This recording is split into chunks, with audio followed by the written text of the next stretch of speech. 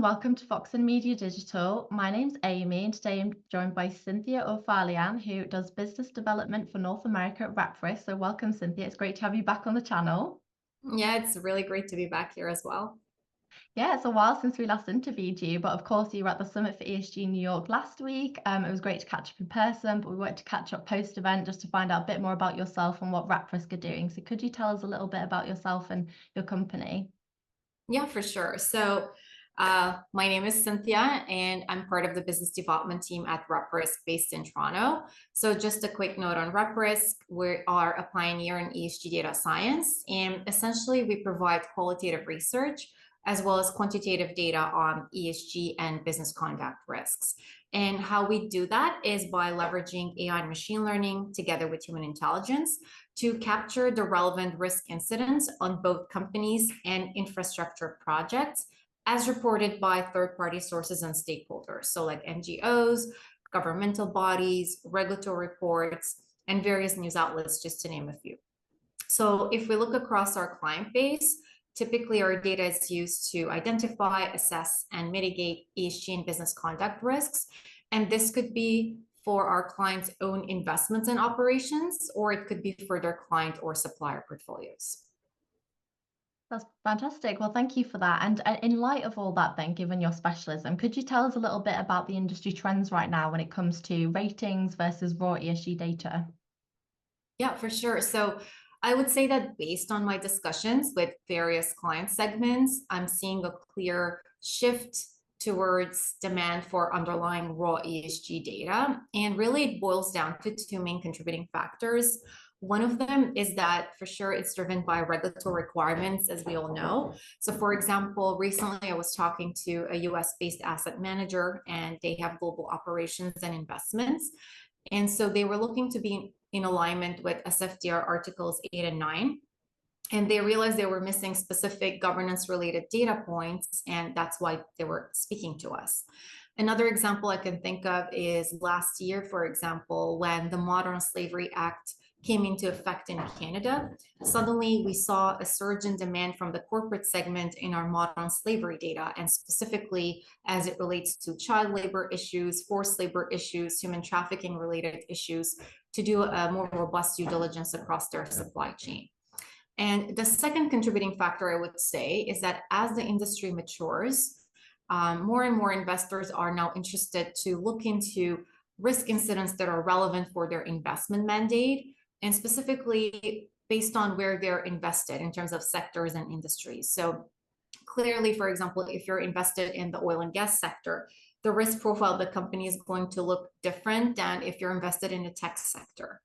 And to this effect, we performed various case studies with our data recently. And one that comes to mind is we had looked at a multinational company in the financial services industry. And what we found out when we looked at the company's risk profile was that they had high risk incidents when it came to racism, social discrimination, and racial inequality. But for example, they were faring well when it came to salary and benefits. So you see that not all risks are equal, and it's important to understand what to measure.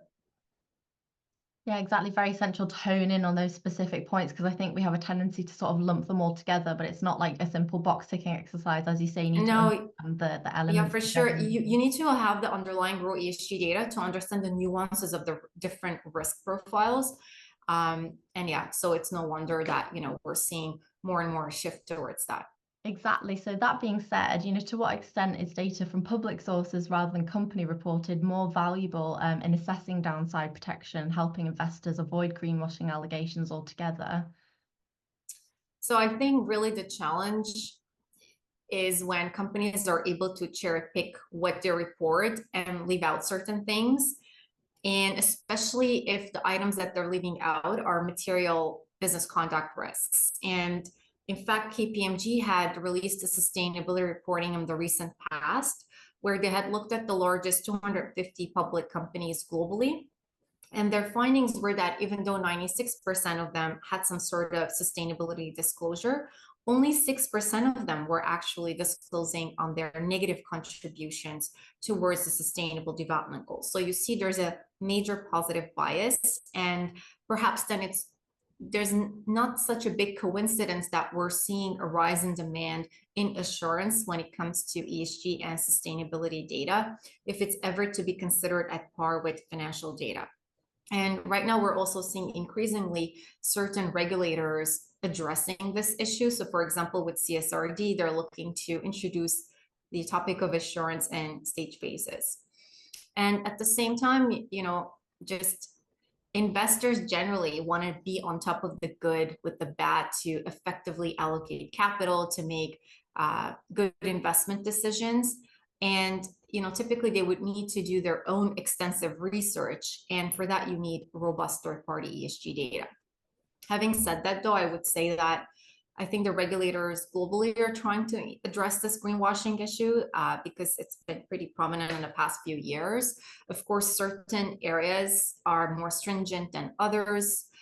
So, for example, in the EU, you have the EU taxonomy, SFDR, CSRD, and then recently in Canada, Bill C-59 was passed. So it's in relation to the Greenwashing Act.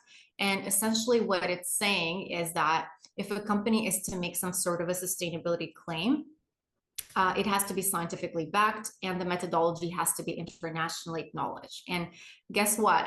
After that mandate came out, a lot of companies actually pulled back on their claims from their websites just because they wanted to avoid certain litigations and potential issues with the regulators. And I believe that the SEC is also coming up with their own version of the Greenwashing Act next month if it doesn't get further delayed. So yeah, I mean, it is starting to get addressed more and more by the regulators. So hopefully we'll start seeing less of that. Yeah, we've definitely seen a crackdown on anti-greenwashing efforts. When it comes to, I want to take a step back when you said about making good investment decisions, though, because I think this is where, we should talk about thematic scores that are important for that, and how they can aid the investment process. So could you tell us a little bit more about this and, speak to RepRisk's due diligence scores and tools that you offer? Yeah, for sure. So I would say that we're seeing a major transformation in the ESG data and business conduct landscape, where traditionally ESG scores were an aggregate of company disclosed data and questionnaires.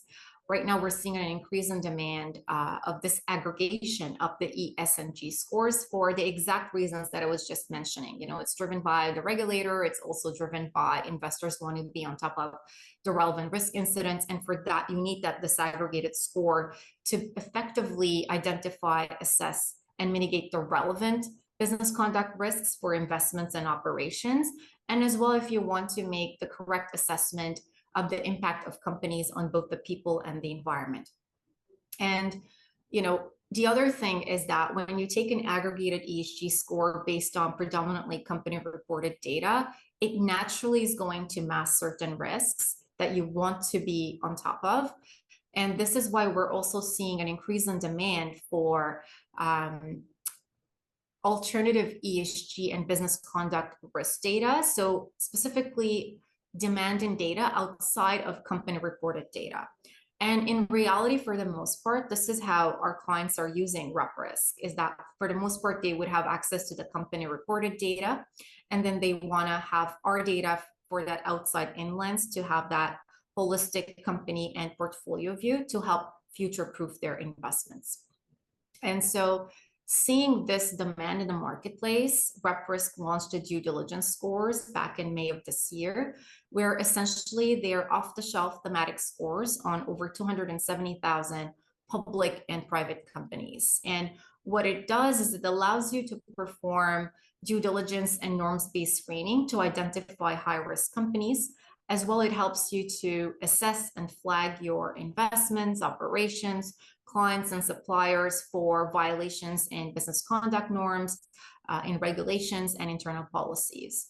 And in return, what it does is it empowers you to take the next best step in terms of maybe you want to rethink some of your relationships, or perhaps in some instances you want to divest from certain companies and securities. Perhaps you want to engage with other companies, or just really decide that you want to diversify your portfolio. And you're able to perform this due diligence based on individual ESG pillars. It also could be based on specific frameworks like the Modern Slavery Act, Sustainability Accounting Standards Board, Sustainable Development Goals, and many more. It could be on specific issues like biodiversity related issues. It could be based on human rights related issues, and really any out of the 200 and plus ESG risk factors that would be able to provide so that companies are able to take a deeper dive on. And if we look at the added value here, it's really we're adding value in two main ways, and that it's becoming a shortcut to due diligence, as well as we are sort of saving time on manually reviewing portfolios. So, and how we're doing that is by providing this comprehensive risk profile of a company that's thematic in nature based on themes that sort of companies care about and it's relevant to their mandate. And along the way, we also provide with our transparent methodologies. So this way, the investors are able to see where the source of information is coming from to then take effective investment decisions. But at the same time, they're able to take a deep dive on the specific ESG risk factors. So if you think about it, we're combining the best of both worlds in that we're providing with an off-the-shelf thematic score where you don't have to recreate the wheel, so it's easy to perform due diligence with, but at the same time, you get the benefit of the underlying raw ESG data as well, where you're able to hone in on specific risk factors that's relevant for your mandate. Yeah, I can certainly see why there's demand for these types of products, because as you say, with so many growing frameworks and regulations out there, it becomes a lot to navigate, and you're definitely filling that gap in the market. So yeah, thank you for that insight as to how that can look, day to day for some people grappling with those various risk factors that come into play here. So I think that's all we've got time for. But we are looking forward to the RepRisk Sustainability Breakfast Roundtable next week, as well as the Summit for ESG London, which we'll see you at as well in person. So thanks so much, Cynthia, for joining. Thank you as well, Amy. And thanks everyone for watching. Don't forget to follow our YouTube channel for more content on the challenges and opportunities in asset management, wealth management, and ESG. And don't forget to give this interview a thumbs up and hit the subscribe button.